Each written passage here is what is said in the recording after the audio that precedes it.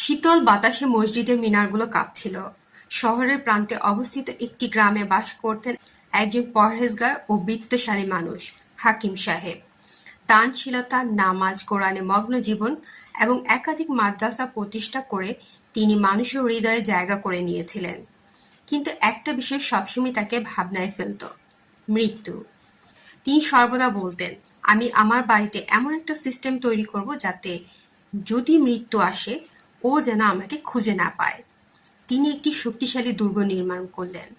লোহা, সীসা, পাথর আর বুলেট প্রুফ প্রযুক্তিতে বানানো সেই ঘরে প্রবেশ করতে পারত না কোনো মানুষ, কোনো বাতাস, এমনকি কোনো শব্দও।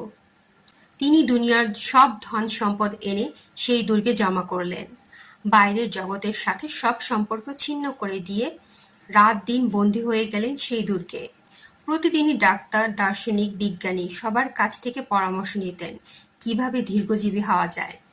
একদিন রাতে তিনি স্বপ্নে দেখলেন সাদা পোশাকে আচ্ছাদিত এক পুরুষ তার সামনে দাঁড়িয়ে আছে। মুখ দেখা যায় না, কেবল চোখ দুটি ভয়ানকভাবে জ্বলছে। তিনি জিজ্ঞেস করলেন, আপনি কে? আমি যমদূত। হাকিম সাহেব ভয়ে কেঁপে উঠলেন। বললেন, কিন্তু আপনি তো আসতে পারবেন না। আমি তো পৃথিবীর সবচেয়ে নিরাপদ দুর্গে আছি।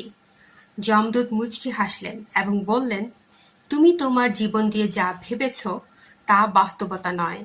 মহান আল্লাহ তাআলা বলেছেন, তোমরা যেখানেই অবস্থান করো না কেন, মৃত্যু তোমাদেরকে পাকড়াও করবেই, যদি তোমরা সুদৃঢ় দুর্গের অভ্যন্তরেও থাকো।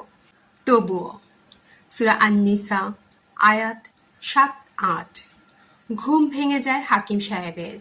নিঃশ্বাস বন্ধ হয়ে আসছে, গলা শুকিয়ে গেছে, বুকে ব্যথা শুরু হয়েছে। তিনি তাড়াহুড়ো করে দরজা খুলতে চাইলেন, কিন্তু তার প্রযুক্তিগত দুর্গের লক খুলল না। সেই মুহূর্তে তিনি শেষবারের মতো ফিসফিসিয়ে বললেন, হে আমার প্রতিপালক, আমি ভুল করেছি। তুমি মহান, তুমি অনিবার্য। এই পৃথিবীতে আমরা যত প্রযুক্তি, যত ধন সম্পদ, যত দুর্গই বানাই না কেন, মৃত্যু আমাদের থেকে কখনোই দূরে নয়। মৃত্যু এমন এক সত্য যা কোনো দেয়াল, কোনো প্রযুক্তি, কোনো বাহিনী দিয়ে ঠেকানো যায় না।